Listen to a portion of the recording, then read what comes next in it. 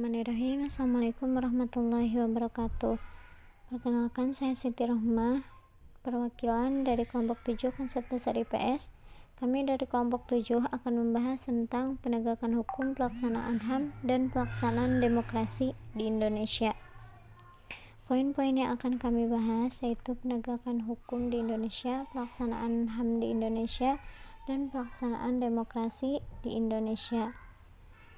Selanjutnya, izinkan saya untuk memperkenalkan anggota kelompok kami, yaitu ada Kang Ihsan Fitrian, ada Teh Puji Ayu Handayani, saya sendiri, Teh Safia Hasna, Teh Yohana Romauli Sianturi, dan Teh Zihan Suryani. Untuk materi yang pertama akan dijelaskan oleh Teh Yohana. Penegakan hukum di Indonesia. Penegakan hukum ditunjukkan guna meningkatkan ketertiban dan kepastian hukum dalam masyarakat. Penegakan hukum dilakukan antara lain dengan menertibkan fungsi, tugas dan wewenang lembaga-lembaga yang bertugas untuk melakukan penegakan hukum menurut proporsi ruang lingkup masing-masing. Lembaga-lembaga yang menegakkan hukum adalah kepolisian, kejaksaan, dan advokat. Masalah-masalah dalam menegakkan hukum. 1. Itu masalah pembuatan peraturan perundang-undangan. Yang kedua, masyarakat mencari kemenangan bukan keadilan. Yang ketiga, uang mewarnai penegakan hukum. Yang keempat, lemahnya sumber daya manusia. Yang kelima, keterbatasan anggaran. Lalu yang keenam, penegakan hukum yang dipicu oleh media massa. Upaya pemberdayaan lembaga peradilan dan lembaga penegak hukum lainnya. Pemberdayaan peradilan dan lembaga penegak hukum bertujuan untuk meningkatkan kembali kepercayaan masyarakat terhadap peran dan citra lembaga peradilan dan lembaga penegak hukum seperti pengadilan, kejaksaan, kepolisian, dan penyidik pegawai negeri sipil lainnya atau PPNS. Sebagai bagian dari upaya mewujudkan supremasi hukum dengan dukungan hakim dan aparat penegak hukum lainnya yang profesional, berintegritas, dan bermoral tinggi, dalam rangka mewujudkan penegakan hukum di lingkungan peradilan demi terciptanya lembaga peradilan yang bebas dari pengaruh penguasa maupun pihak lain, dengan tetap mempertahankan prinsip cepat, sederhana, dan biaya ringan. Hal-hal yang perlu dilakukan adalah 1. Meningkatkan pengawasan dalam proses peradilan secara transparan untuk memudahkan partisipasi masyarakat dalam rangka pengawasan dan pembenahan terhadap sistem manajemen dan administrasi peradilan secara terpadu. 2. Menyusun sistem rekrutmen dan promosi yang lebih ketat dan pengawasan terhadap proses rekrutmen dan promosi dengan memegang asas kompetensi, transparansi, partisipasi baik bagi hakim maupun bagi aparat penegak hukum lainnya. Yang ketiga, meningkatkan kesejahteraan hakim dan aparat penegak hukum lainnya seperti jaksa, polisi, dan PNS melalui peningkatan gaji dan tunjangan-tunjangan lainnya sampai dengan tingkat pemenuhan kebutuhan hidup yang disesuaikan dengan tugas, wewenang, dan tanggung jawab kerja yang dibebankan. 4. Menunjang terciptanya sistem peradilan pidana yang terpadu melalui sinkronisasi peraturan perundang-undangan yang mengatur tugas dan wewenang hakim dan aparat penegak hukum lainnya. 5. Meningkatkan peran advokat dan notaris melalui optimalisasi standar kode etik di lingkungan masing-masing. 6.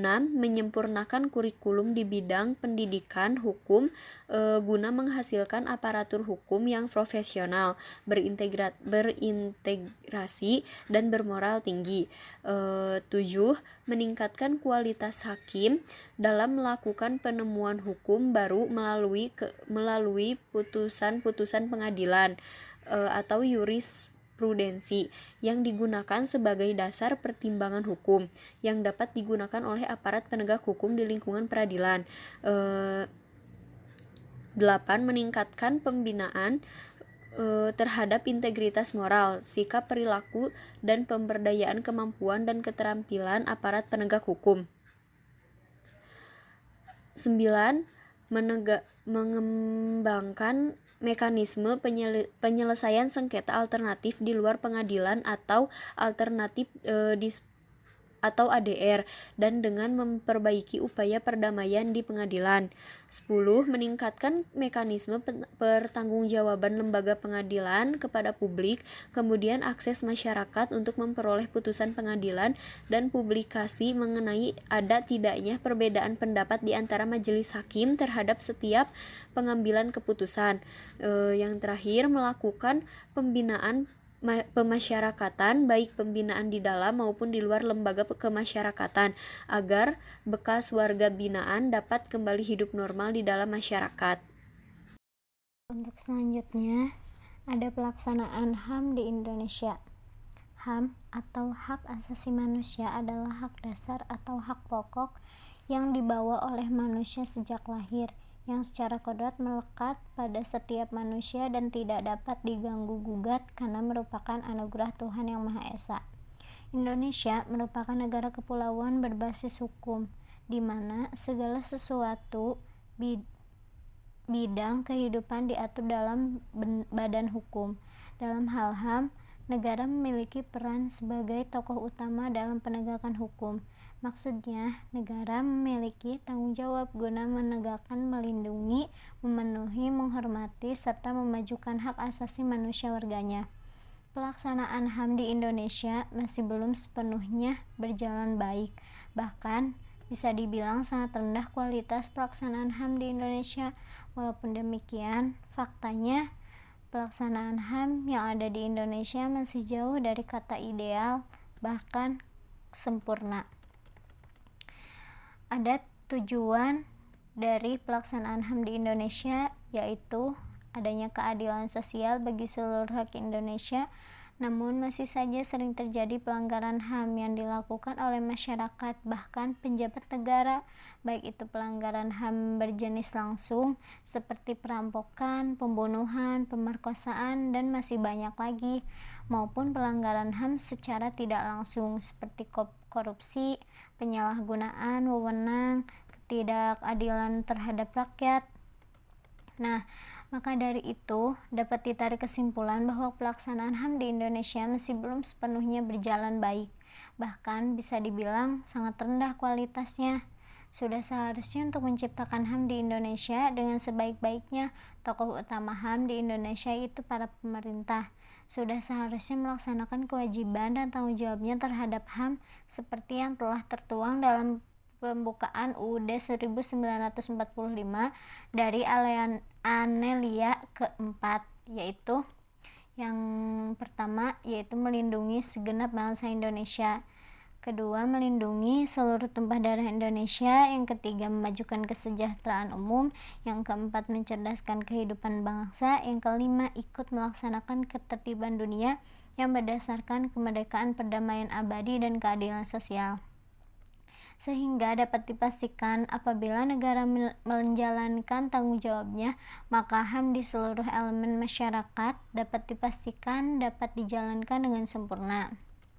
Ada juga upaya pencegahan pelaksanaan HAM hak asasi manusia.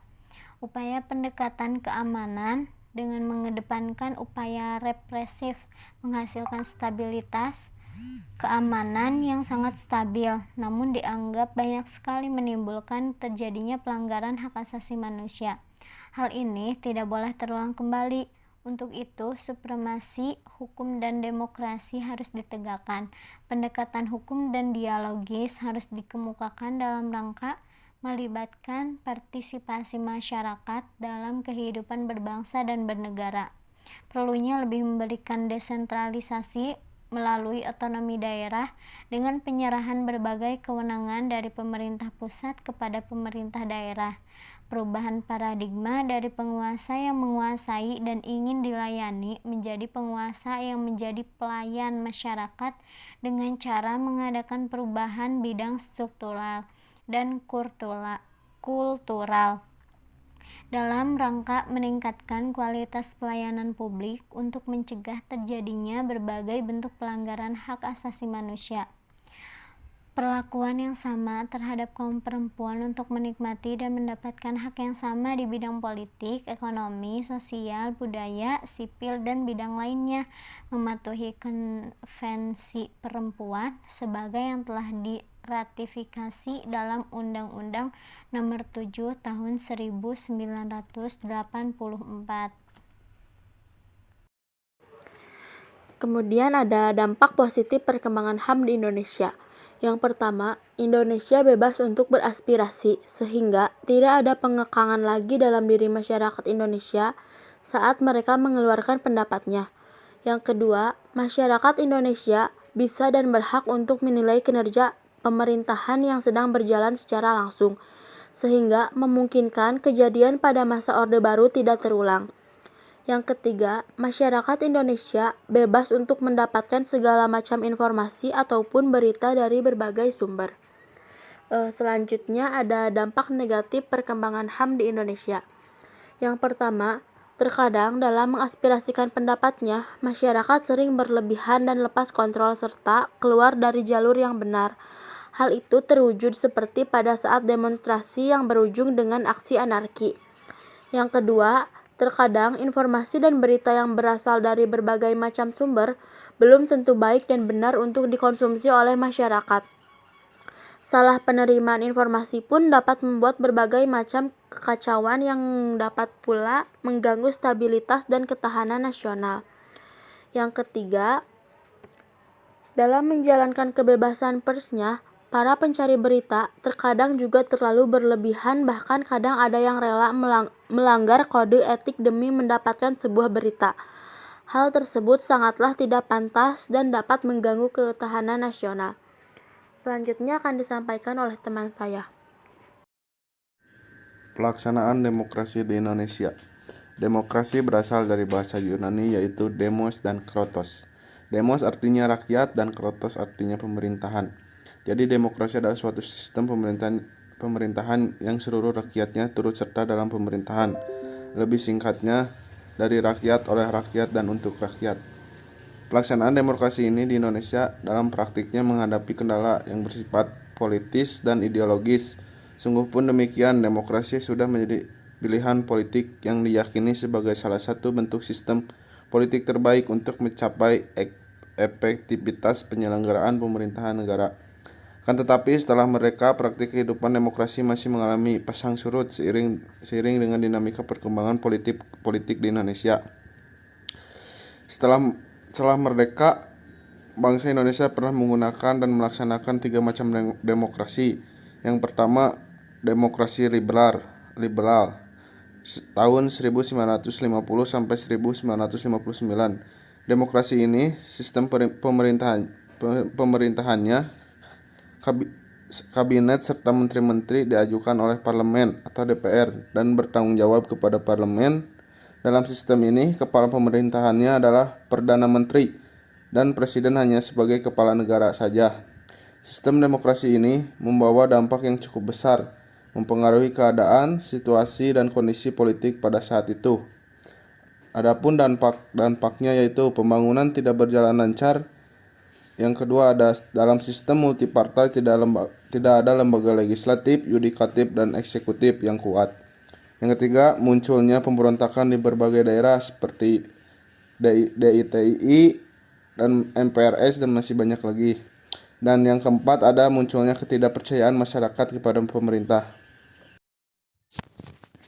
Kedua, demokrasi terpimpin pada tahun 1959 sampai 1966. Demokrasi terpimpin atau demokrasi terkelola yaitu seluruh keputusan serta pemikiran terpusat kepada pemimpin negara saja. Menurut TAP MPRS nomor 7 MPRS 1965, demokrasi terpimpin adalah kerakyatan yang dipimpin oleh hikmat kebijaksanaan dalam permusyawaratan atau perwakilan yang berdasarkan musyawarah untuk mufakat. Ketiga, demokrasi Pancasila dari tahun 1966 sampai sekarang.